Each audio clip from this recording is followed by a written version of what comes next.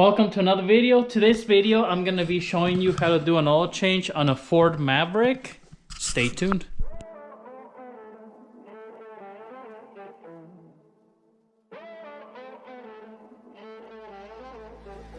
Music bed.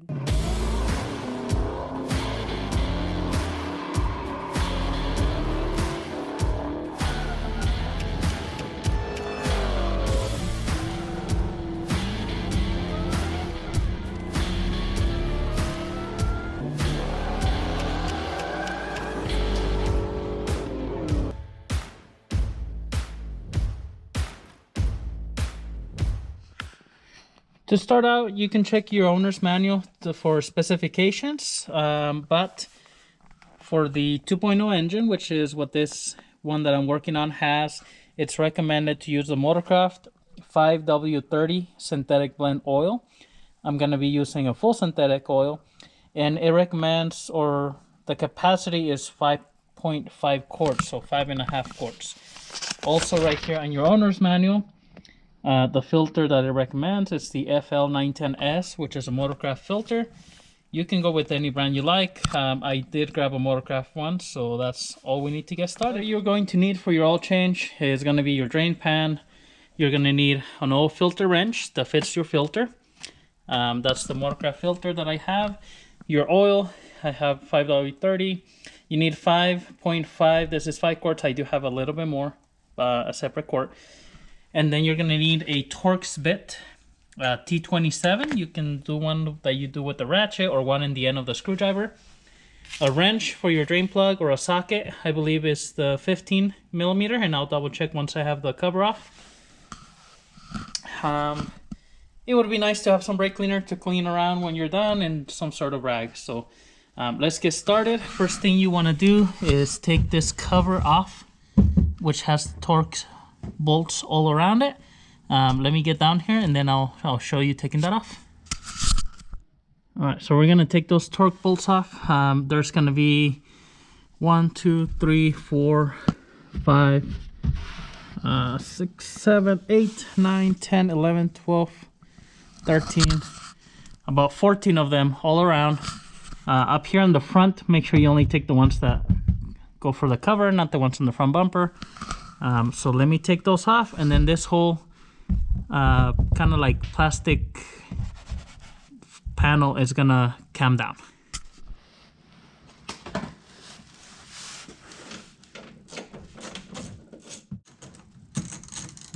Probably also protects the parts underneath the vehicle from flying objects.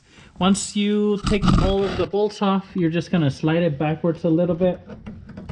Because on the front it has these little tabs here that it goes into the bumper, so just slide it back, and then on the back it slides on that tab right there, so you just want to pull it forward.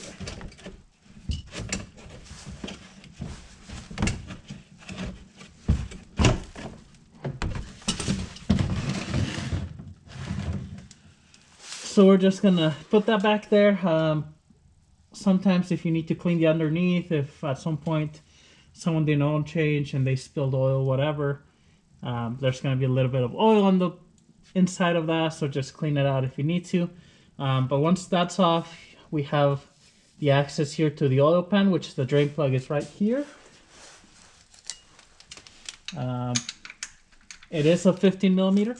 And then the oil filter, which is right here up front, so really easy to get to.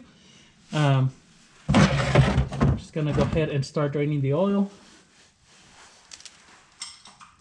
Now this is probably gonna be a little bit tight, so I'm just gonna use another wrench for leverage, and make sure you go the right way to loosen it.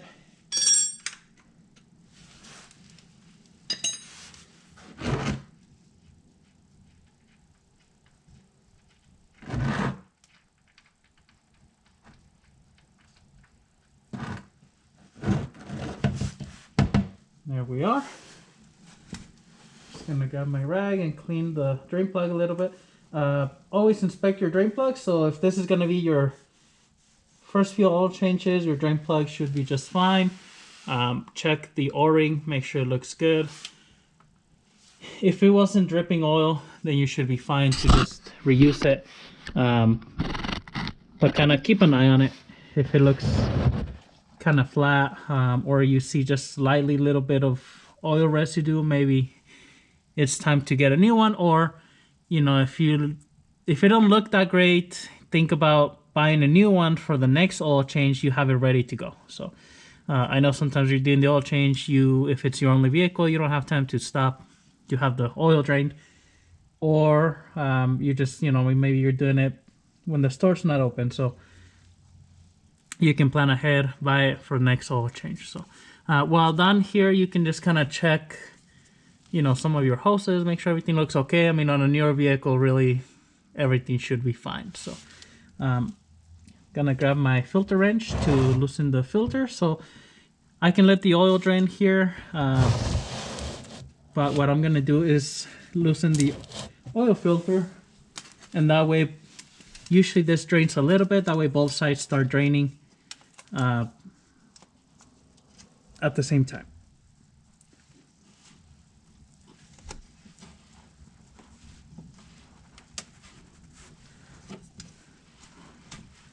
This filter's a little bit tight, so definitely you would need a wrench to get it loose.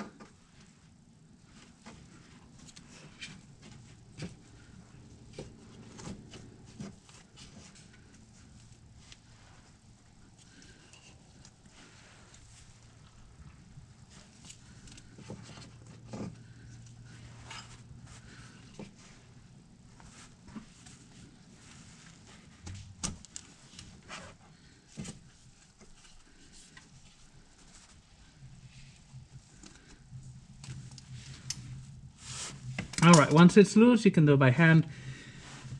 If it's your first oil change, it's probably going to be a little bit tighter. I had changed the oil in this truck before. The first oil change, I made a video and then the video got deleted from the camera. So this is the second oil change. The first one was done about 3,000 miles. I think now the truck has close to 8. He went a little bit over you know, the 3,000 mile mark, but it's a lot sooner than the factory. I think the factory recommended is on about 10,000 miles on these. So we're still doing it way before what the factory recommends. And as you can see, the oil, it's still, I know it's not too dark, but it is kind of dark. This probably has about maybe 5,000 miles on this full synthetic oil from last time. And I'll have to double check the mileage, but you know, we like to kind of keep it at 3,000 miles, even on new vehicles. Just, it's only oil, it's not too expensive, but if that's what it's gonna take to make the engine hopefully last longer, then, you know, it's not too bad. Once you take the filter loose all the way, there's going to be a little bit more oil, so just be ready for that. Make sure your drain pan is ready, lined up. You can also get gloves. I had some gloves on earlier. I took them off and then I didn't put them back on, but the rest of the vehicle is really clean, so really just the oil that I got on my hands now. So just but I do like to use gloves when I'm doing oil changes, that way I don't get my hands really dirty. So at this point, I'm just gonna let this drain for a little bit, so until it's just kind of dripping on both sides, and then we'll come back, get the new filter in here, put the drain plug on, we're ready to put the oil on.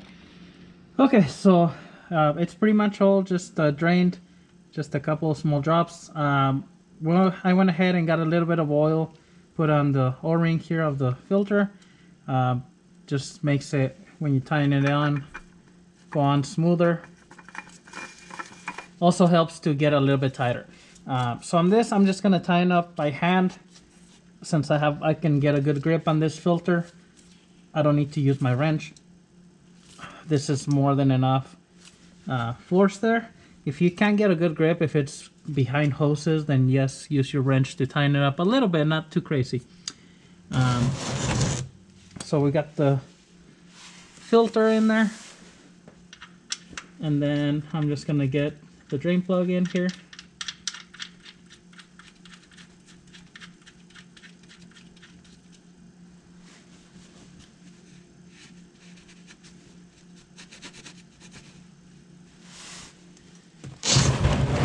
My drain pan out of the way and just tighten this drain plug a little bit. This one, I mean, you want to have it snug, but don't go bananas on it. Just, you know, make sure it's not loose. Now that that's all set, I'm just gonna grab that cover, put it back on here, put all those bolts back on. To go back on, it's gonna be the same thing, right? We have to put the back on and then pull it forward so it goes behind here. So I'm gonna take my oil pan out of the way, get that in there, and then put all the bolts back on. Okay, so the cover is back on. I got all the bolts tightened up, all of them back in. So we're ready to go on top of the engine and fill it with oil. So up here on top of the engine, you have your oil cap right up here, which is nice that it's right on top.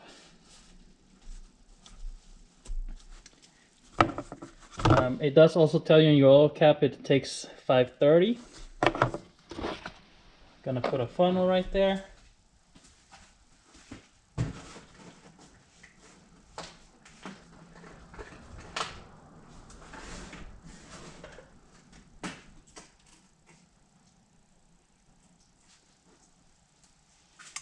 And then we're gonna fill it with the oil.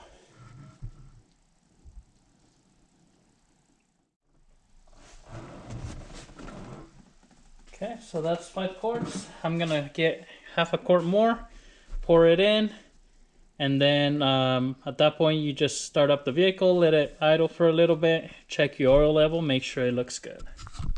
So once I put the half quart of oil, I started it up, checked the oil level, so it's good. It's right between, you know, the fill marks. While you're down here, just kind of check everything, your coolant level. You can fill your washer fluid. You know, make sure everything else looks good. You can check your oil, air filter. So next thing you do is reset your oil change light. So I'm gonna jump inside to just show you how to do that, and pretty much you're all set. So once you change your oil, last thing is to reset your oil change light. I did put a decal because I'm gonna, you know, every 3,000 miles. The truck has 7,500, so it's only been 4,500 since last oil change. Not too bad. But what you're gonna do here is click menu on the steering wheel, and then you're gonna use this little thing to push down, to go down to settings, and then I believe it's gonna be under vehicle. And anytime you want to select, you hit down on the OK button right here. So I'm gonna go down. There's different settings, things, but just go down to oil life and click down to hit OK. And then we're gonna hit OK to reset. And you're just gonna hold it down until that little thing goes down, and then it goes to 100, and you're all set. So that's gonna reset the oil light on the dash. That way that message doesn't come up.